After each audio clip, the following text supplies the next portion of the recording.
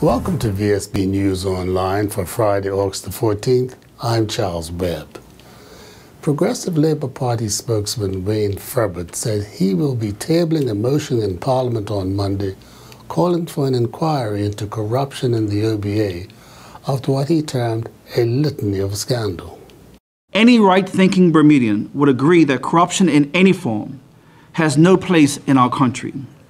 If it happened in the past, it was wrong. If it happens in the future, it is wrong. And if corruption is happening today, right now, within the OBA government, it is still wrong. On Monday in Parliament, I intend to table legislation in the interest of public welfare to establish a commission of inquiry to conduct a special investigation into the serious allegations of extortion and bribery made against ministers of the government. The Honorable Craig Kenneneer, Senator Michael Fay, and MP Mark Pettingill. In 2006, the Honorable Michael Dunkley said these words, calling for a commission or a royal commission.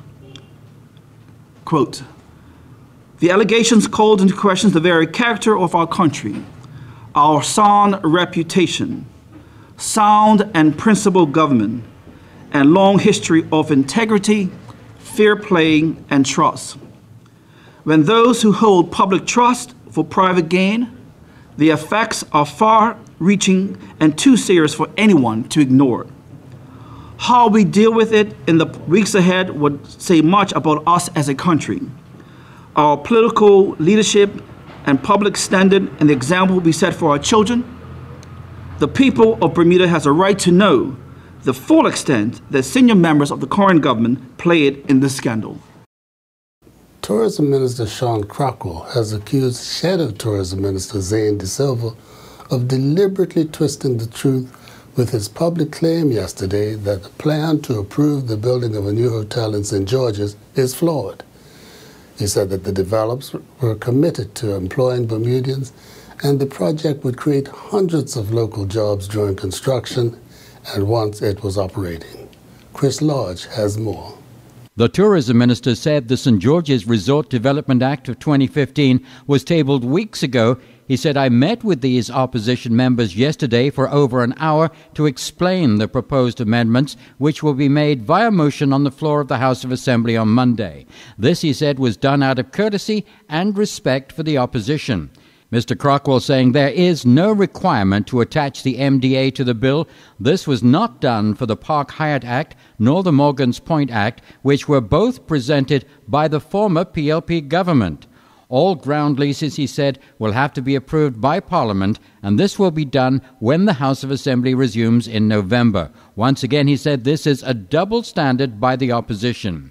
He said the PLP have a terrible track record of trying to undermine the positive projects that have been proposed or are underway under this government.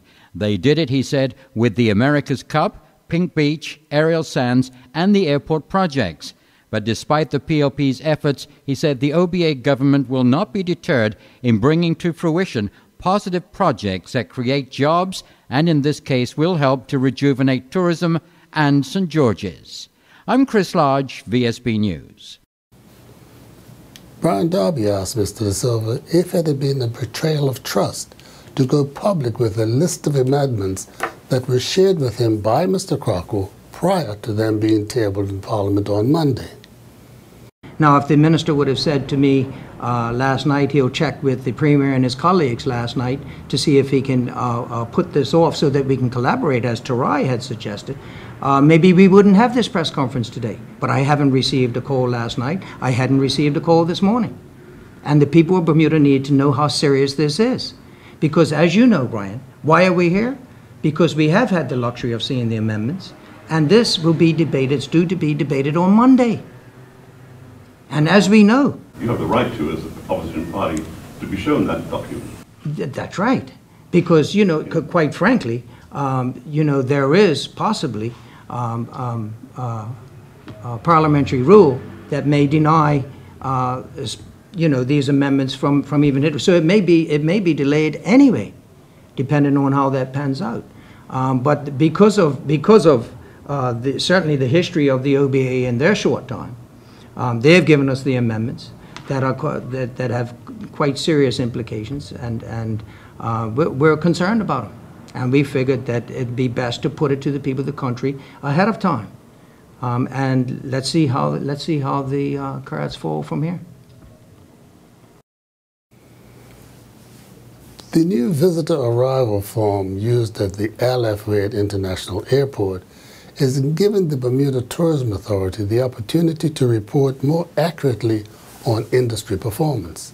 Take the area of destination weddings. Aaron Smith, the BTA's Director of Research and Business Development, sees a growing marketing opportunity, and Glenn Jones, Director of Public and Stakeholder Relations, concurs.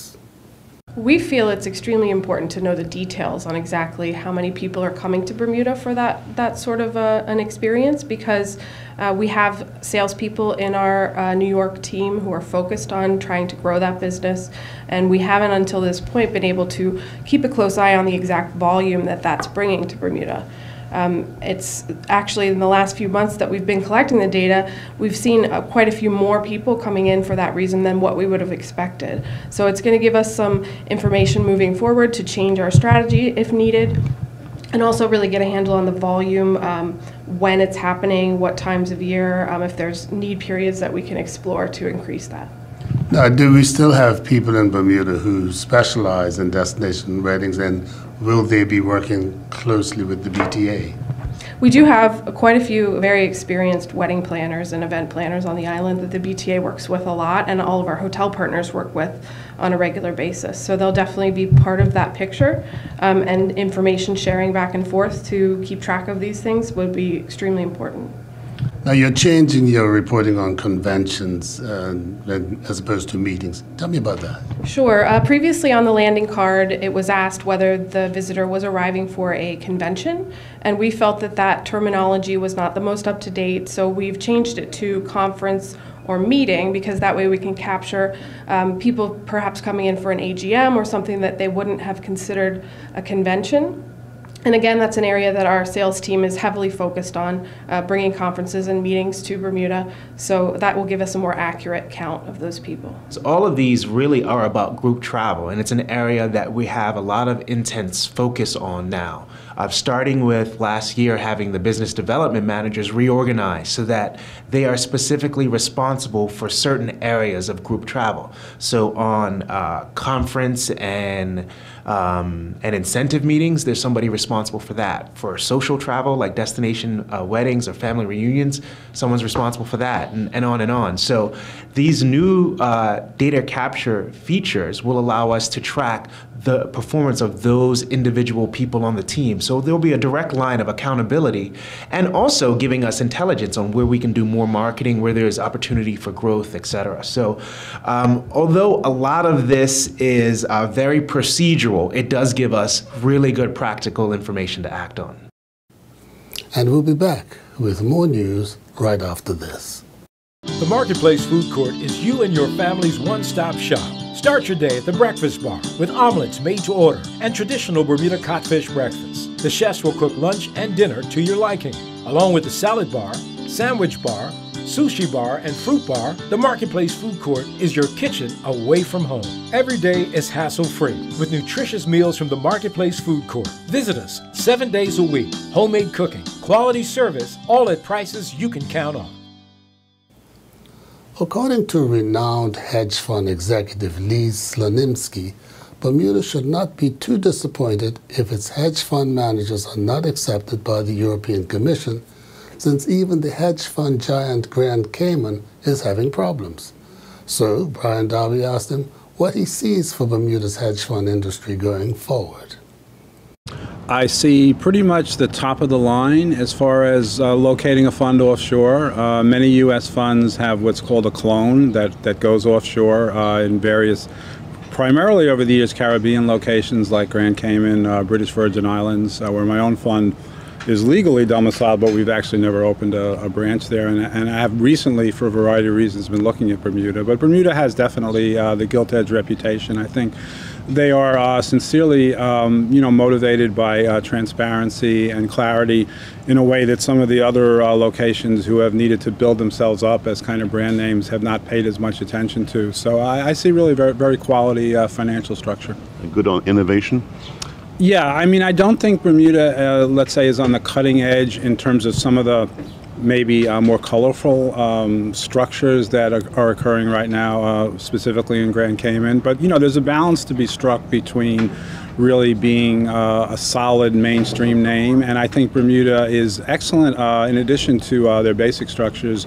It's a really friendly place. Financial officials here are really very encouraging, and they're also, very positive in their relationships with interested fund managers and investors. And I don't think as an offshore location that you want to be known as totally cutting edge, because there is a little bit of a gray area there, but certainly, it's just a great place. I mean, I think it's in certain ways the capital of the world as far as the offshore hedge fund industry. Now, Europe is looking at allowing hedge fund managers to come in from overseas, and Bermuda has applied for membership. Will it be important if we get it?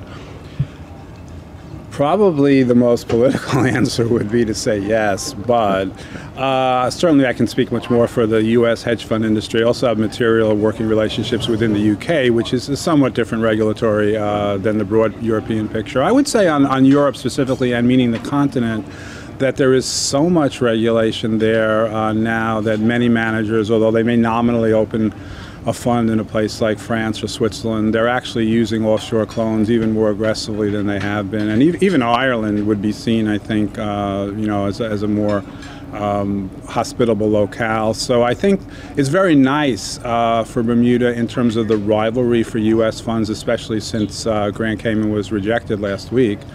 But I think it's not really probably a material factor in Bermuda being successful going forward. It's been 29 years since Masterworks founder Tom Butterfield brought the original Andrew Wyeth painting called Royal Palms to Bermuda for a 2-week exhibition, and then watched sadly as it was returned to its American owner. So you can imagine the pleasure he's getting this month, featuring the same picture, now owned by a Bermudian collector, as the jewel of the exhibition called A Treasured Island, which runs until the end of August at Masterworks. It was the first time that something like this had happened of this magnitude, and it was this was the genesis of this. So when I started doing some work and I realized that Granny, who owned this painting, had died and gave it to the grandson, I thought, we're never going to see it again. Last year, at about this time, as a matter of fact, with my toes in steel rods, I got a telephone call. Tom, do you think that you could do something about this? So I put down the phone and I thought, yep, we can do something about it. And here it is. It's been returned to Bermuda on Bermudian soil, and it's not going anywhere. It's here for good. I can't be more thrilled in something like this because it really completes the knot. We knew of Homer and we were able to do something. We knew of O'Keeffe, we were able to do something. But there are only 4 Wyeth works available, and 3 of them are in major museums. So our only hope was this one. So when it came up for sale last year, I scrambled. I started to make some calls. Following an agreement amongst HSBC, Logic, Defense Broadcasting, and TNT Productions, the highlights of the 2015 Cup Match Classic at St. George are being screened on Bermuda Cablevision Channel 99 from today noon to Sunday midnight continuously through the weekend. And now we turn to Earl Baisden with this is from the sports desk.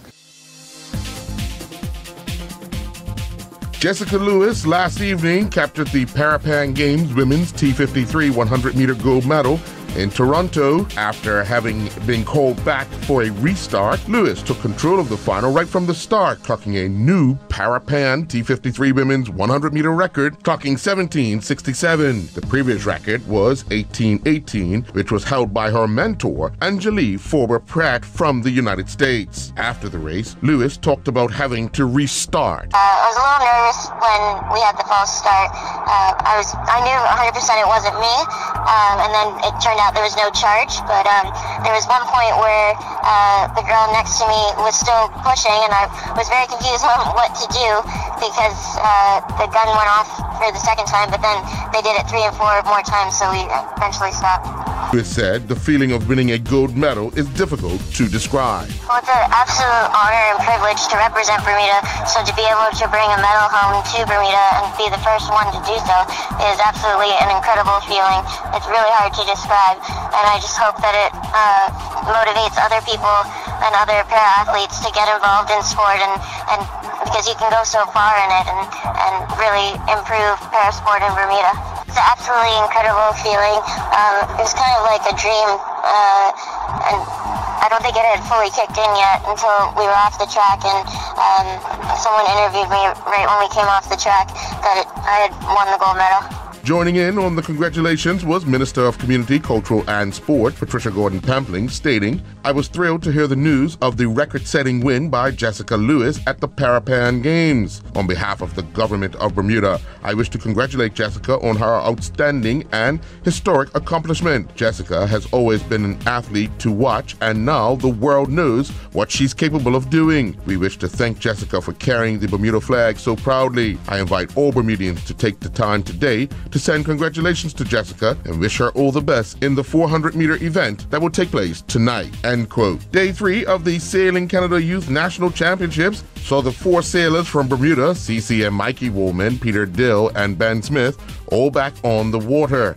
Competing in the laser radial fleet, CC Woolman started the day in 12th place but ended in 11th. She finished the first race of the day 27th and then recorded back-to-back 11th place finishes to end with 54 points. Dill fell down the leaderboard and ended the day in 34th with 97 points. Smith finished 41st with 107 points, while Mikey Woolman fell from 19th to 55th. Logic and the Bermuda Cricket Board announced Deontay Darrow of Willicott as the Logic Premier Division Player of the Week. They also announced Ellsworth Bean from PHC as the Logic First Division Player of the Week. Making today's announcement was Michael Brengman from Logic Communications. On behalf of Logic Communications, I'd like to congratulate Deontay Darrow on being recognized as the Logic Premier Division Player of the Week.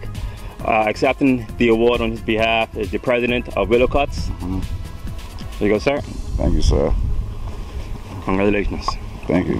On behalf of Logic Communications, I'd like to congratulate Ellsworth Bean of PHC for being recognized as the Logic First Division Player of the Week. Congratulations. Thank you very much. There you go, sir. Okay. Thank you very much. You're welcome. Bean says as a senior player, he has to lead from the front. Yeah, opening bet. It's more or less I have the lady foundation for the youngsters to come, have something to build at. If they don't do the trick at the building, and that's when the seniors have to come and step into play. And this is what happens when they did. Day 3 of the Elbow Beach Tennis Challenge saw the ladies and men's singles action, with number 2 and 3 seeds in the men's draw going down. In the ladies division, Jacqueline Lambert defeated Kayla Harvey in straight sets, 6-1, 6-1, while Lauren Way defeated Imani Phillips in a 3-setter. Phillips won the first set 6-4, but Way would win the second set 6-3. They would then win the third and final tiebreaker set, 11-9. Number 1 seed Tyler Smith defeated Imani Phillips in straight sets, 6-2, 6-1. In the men's division, number 1 seed Gavin Manders defeated Christopher Weeks in straight set, 6-2, 6-1. While number 4 seed Neil Towson defeated Billy Boyle, 6-1. He was up 1-love in the second set before Boyle retired. Portland Boyle shocked number 2 seed David Thomas in straight set, 6-2, 6-1, while Javon Bitter defeated number 3 seed Jensen Bascom in 3 sets, 6-4, 3-6, 10-3. Stage 5 of the Grand Prix cycling event going on in Canada saw Dominique Mayo back in action. Competing in another route race that covered 110 kilometers, Mayo did not finish. After 6 stages of the race, Mayo has now bowed out of the Grand Prix. The Michael Priest Softball Diamond was a buzz again as commercial summer softball league season continued with 61 runs scored in a triple header. Bevis Tetlow went 3 for 5 from the plate with 2 doubles and 4 RBIs, helping Emlyn Lions to a 15-10 win over AF Smith. Kevin De Silva went 2 for 2 with 1 double and 3 RBIs in a losing cause. The Diamond Avengers Eds fucks it up 15-14, while Corporation of Hamilton defeated Ace 7-0. I'm Earl Basden reporting for VSB Sports. Looking at the weather for Saturday, August the 15th, It will be mostly sunny. Winds will be east, southeasterly, and light, becoming variable in the afternoon. We're expecting a high near 86 and a low near 79. This weather report is courtesy of the Bermuda Weather Service. Thank you for watching VSP News Online for Friday, August the 14th. I'm Charles Webb, wishing you a great weekend.